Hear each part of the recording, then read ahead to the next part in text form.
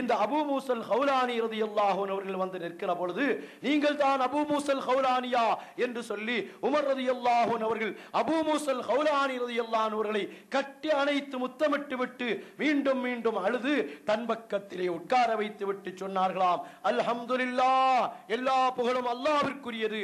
அல்லதீ லம் யமுத்னி, அல்லாஹ் என்னை மௌத்தாக்கவில்லை. ஹத்தா அரானி ஃபீ உம்மத்தி முஹம்மதின் ஸல்லல்லாஹு அலைஹி வஸல்லம் மன் ஃபஅல பிஹி கமா ஃபஅல பி இப்ராஹிம் கலீலுல்லாஹி அலைஹிஸ்ஸலாம்.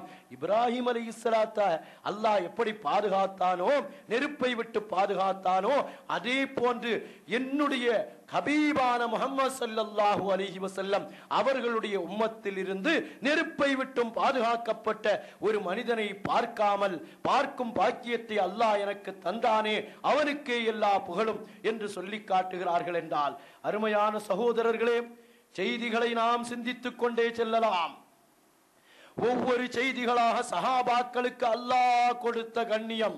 சஹாபாக்கள் என்பது ஒரு சாதாரண கூட்டம் அல்ல. கண்மணி நாயகத்தை பொதிந்து வாழ்ந்தவர்கள், அந்த ரசனையிலேயே தன்னை அர்ப்பணித்துக் கொண்ட ஈசல்களாக வாழ்ந்தவர்கள் சஹாபாக்கள். கண்மணி நாயகம் சுவனம் என்று சொன்னால் ஒரு சஹாபி கையில கரித்துண்டை வைத்து சாப்பிட்டுக் கொண்டிருக்கிறார்கள். பசியோடு இருந்தவர்கள் எப்பொழுதோ கிடைத்த ஒரு கரித்துண்டு, அதை கையிலே வைத்து சாப்பிட்டுக் கொண்டிருக்கிறார்கள். கண்மணி நாயகம் சொன்னார்களாம், சுவனத்தை நோக்கி செல்பவர்கள் யார்?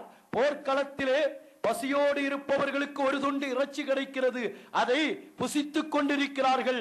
கண்மணி நாயகம் கேட்கிறார்கள், யார் இப்பொழுது சுவனத்தை நோக்கி போர் செய்ய செல்வது என்ற நேரத்திலே அந்த கரித்துண்டு அவர்களுக்கு எரிச்சலாக தெரிகிறது. சில சமயங்கள்ல நமக்கு அவசரமா எங்காவது புறப்பட்டு கொண்டிருப்போம், அப்பொழுது பார்த்து யாராவது வந்து நம்மிடத்தில் பேசிக் கொண்டிருப்பார்கள். அவசரமான வேலை, இவர்களை விட்டும் வெளியேற முடியாது. அதுபோன்ற ஒரு நிலை. கறியை சாப்பிடுபவர்கள் நினைக்கிறார்கள் இந்த நிலைக்கு வருகிறார்கள், இந்த கறியை சாப்பிட்டுட்டு இருந்தா சொர்க்கத்துக்கு போறதுக்கு நேரமாகுமோ? சொர்க்கத்துக்கு போறதுன்னா இங்கிருந்து நேர அங்க கேட்டு திறந்து வச்சு நேர சொர்க்கத்திலே போய் உட்காருவதல்ல. உயிரை அர்ப்பணம் செய்வது, உலகத்தில் மனைவியை துறப்பது, பிள்ளைகளை வேண்டாம் என்று வைப்பது, உயிரே இல்லாத ஜடலமாக மாறுவது உலகத்தில். அந்த சஹாபி, இந்த இறைச்சி துண்டை நான் எவ்வளவு நேரம் சாப்பிட்டுக் கொண்டிருப்பது, அதுவரையிலும் சொர்க்கம் கிடைக்காமல் இருப்பதா? இது எனக்கு வேண்டாம் என்று ஓடி தூக்கி எறிந்தவர்கள் தான் அந்த சஹாபாக்களுடைய கூட்டம். கண்மணி நாயகம் எதை சொன்னாலும் அதற்கு கட்டுப்பட்ட கூட்டம். பதிலே வைத்து சொன்னார்களே, நாயகமே யா ரசூலல்லாஹ், தீயை மூட்டி அதற்குள்ளால் குதித்துக் கொள்ளுங்கள் என்று சொன்னால் அறிவுக்கு நாங்கள் வேலை கொடுக்க மாட்டோம், தீயுக்குள்ளால் குதித்து விடுவோம். கடலுக்குள்ளே குதித்து உயிரை மாய்த்து விடுங்கள் என்று எங்களுக்கு சொன்னீர்கள் என்றால் அதற்கு நாங்கள் கட்டுப்பட்டு விடுவோம் என்று சொல்பவர்கள் தான். இது சஹாபாக்களுக்கு அல்லாஹ் கொடுத்த சிறப்பு என்றால், அபூ ஹுரைரா ரலியல்லாஹு அன்ஹு, அபூ ஹுரைரா ரலியல்லாஹு அன்ஹு, அந்த பேர் நாமங்களை கேட்கிற நேரத்தில் நம்ம நாம பரிசுத்தப்படுத்திக் கொள்வோம், ஒரு துஆவை செய்வோம். ரலியல்லாஹு அன்ஹு, கண்மணி நாயகத்தினுடைய அருமை தோழர் அபூ ஹுரைரா ரலியல்லாஹு அன்ஹு அவர்களை பற்றி மனாவி இமாம் அவர்கள் தபக்காத்துல் குபராவில் ஒரு செய்தியை சொல்லி காட்டுவார்கள். பல்வேறு கிதாபுகளிலே இந்த செய்தி இருக்கிறது. காலி அபித்திப் தய்யிப் என்பவர் சொல்லுகிறார்கள், நாங்கள் ஒரு முனாலராவுடைய ஒரு விவாத அரங்கிலே உட்கார்ந்து கொண்டிருந்தோம். இது அபூ ஹுரைரா ரலியல்லாஹு அன்ஹுடைய வஃபாத்திற்கு பின்னால், பல காலங்களுக்கு பின்னால் நாங்கள் ஒரு முனாலரா விவாதத்தினுடைய அரங்கில் உட்கார்ந்து கொண்டிருந்தோம். ஃபஜாஅ ஷாபுன் குராசானியுன், குராசானி பகுதியை சார்ந்த ஒரு வாலிபன் எங்களுக்கு மத்தியில் வந்தான். வந்து ஒரு மஸ்அலாவை பற்றி எங்களிடத்தில் கேட்டான். அதற்கு தலீலையும் கேட்டான், ஆதாரத்தை கேட்டான். அப்பொழுது அவர்களுக்கு புகாரி முஸ்லிமில் வரக்கூடிய அபூ ஹுரைரா ரலியல்லாஹு அன்ஹுடைய ஒரு ஹதீஸை நாங்கள் ஆதாரமாக காட்டினோம் விவாத அரங்கில் வைத்து. உடனே அவன் சொன்னானாம், அபூ ஹுரைரா கைரு மக்பூலில் ஹதீஸ், அபூ ஹுரைராவா இன்றைக்கும் இருக்கிறார்கள், அபூ ஹுரைரா பொய்யர் என்று எழுதி வைத்திருப்பவர்கள். 4000 ஹதீசுகளை கண்மணி நாயகத்தின் மீது இட்டு கட்டியவர் என்று எழுதி வைத்த சமுதாயம் தமிழகத்தில். அபூ ஹுரைரா இட்டு கட்டுபவர்களின் தலைவர் என்றெல்லாம் எழுதி வைத்தவர்கள் இருக்கிறார்கள், அல்லாஹ் விட்டு வைத்திருக்கிறார். இப்ப அந்த வாலிபர் ஆதாரம் கேட்டார். அங்கிருக்கக்கூடிய ஆலிம்கள் அபூ ஹுரைரா ரலியல்லாஹு அன்ஹுடைய ஹதீஸை ஆதாரமாக காட்டினார்கள். அதற்கு அந்த வாலிபர் சொன்ன வார்த்தை, அபூ ஹுரைராவா, அவர் ஹதீஸில் ஏற்றுக்கொள்ளக்கூடக்கூடியவர் அல்ல என்று அவன் சொல்லி முடிக்கல்ல. ஃபமா அத்தம்ம கலாமஹு, அவனுடைய வார்த்தை அவன் முடிக்கவில்லை. சக்கத்தத் அலைஹி ஹய்யத்துன், அவன் மீது ஒரு நல்ல பாம்பு மேலே இருந்து வந்து விழுது.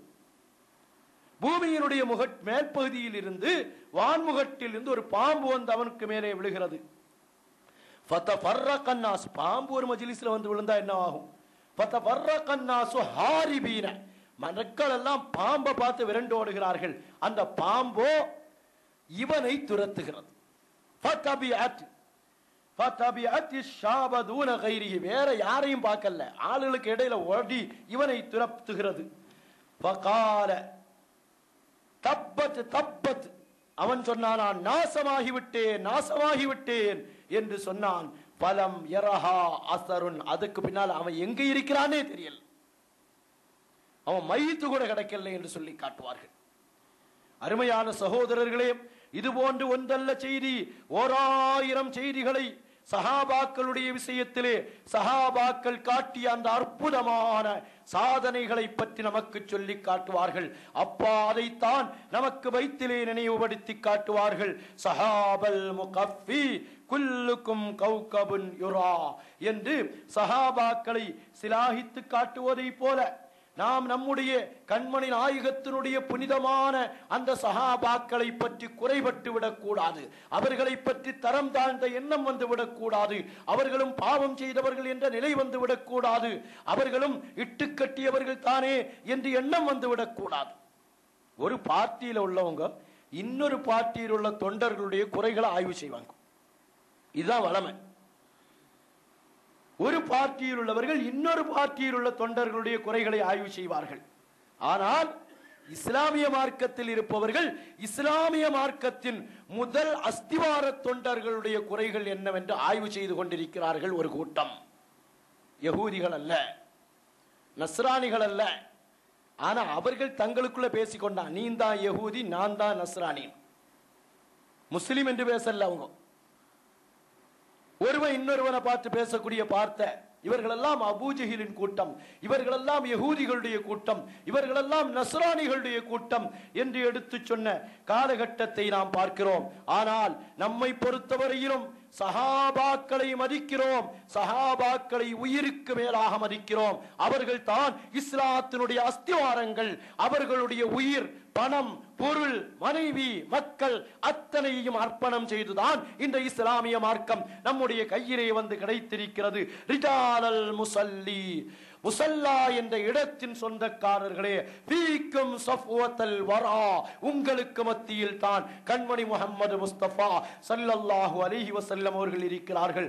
வசுக்கானல் பத்ரி, பத்ர் என்ற அந்த 14ஆம் பக்கத்து நிலவு ஜொலிக்கின்ற இடமே ஃபீக்கும் தல்அத்துல் புத்ர், உங்களிடமிருந்துதான் 14ஆம் பக்கத்து நிலவுகள் உதிக்கிறது என்று சஹாபாக்களை அப்பா சதகத்துல்லாஹுல் காஹிரியுல் காதிரி ரலியல்லாஹு அன்ஹு அவர்கள் நமக்கு நினைவுபடுத்தி தருகிறார்கள். என்றால் சஹாபாக்களை கண்ணியம் செய்வோம். சஹாபாக்களுடைய அந்தஸ்துக்கு இழுக்கு வரக்கூடிய எந்த செயல்பாடுகளையும் எந்த நிலையிலும் நம்முடைய வாழ்விலே கொண்டு வருவாமல் அவர்களை மதிப்போம். அவர்களை பற்றி குற்றம் குறைகள் என்று கிதாபில் வந்தால், கிதாபுகளில் எழுதியிருக்கிறாங்க, சஹாபாக்களுக்கு மத்தியில் கருத்து வேறுபாடு வந்தது, அவர்களுக்கு மத்தியில் தகராறு வந்தது என்று அதை பற்றி பேசுவது ஹராம் என்று எழுதி வைத்திருக்கிறார். அதை எழுதுவதற்கு நமக்கு தகுதி அல்ல, நாம் தகுதியானவர்கள் அல்ல. ஆரம்பத்திலே சொன்னதை போல ஒரு பார்ட்டி எதிர்பார்ட்டியை பற்றி தான் ஆய்வு செய்வார்கள். ஆனால் இந்த சமுதாயத்தில் இருக்கிற ஒரு பார்ட்டி இஸ்லாத்தினுடைய அஸ்திவாரமாகிய சஹாபாக்களை எதிரிகளாக நினைப்பவர்கள். அவங்க எல்லாம் நல்லவங்க தான், அவங்களுடைய பாவத்தை எல்லாம் அல்லாஹ் மன்னித்து விட்டான், அவருடைய பாவத்தை நாங்கள் எடுத்து விளம்புவோம். அல்லாஹ் மன்னித்து விட்டால் நாங்க எடுத்து சொல்லிட்டு இருப்போம். அல்லாஹ் பாதுகாப்பானாக. அல்லாஹ் சஹாபாக்களை மதிக்கக்கூடிய கூட்டத்தில் நம் அனைவர்களையும் சேர்த்தருள் புரிவானாக. கண்மணி முஹம்மது முஸ்தபா ஸல்லல்லாஹு அலைஹி வஸல்லம் அவர்களுடைய ஷஃபாஅத்துக்கும் அன்புக்கும் உரியவர்களாக ஆகி இந்த புனிதமான மஜ்லிஸில் ஒன்று கூடியதை போல் நாளை சுவன பூஞ்சோலையிலே கண்மணி முஹம்மது முஸ்தபா ஸல்லல்லாஹு அலைஹி வஸல்லம் அவர்களோடு ஒன்று கூடும் பாக்கியத்தை தந்தருள் புரிவானாக. வாஹிர் தஅவானா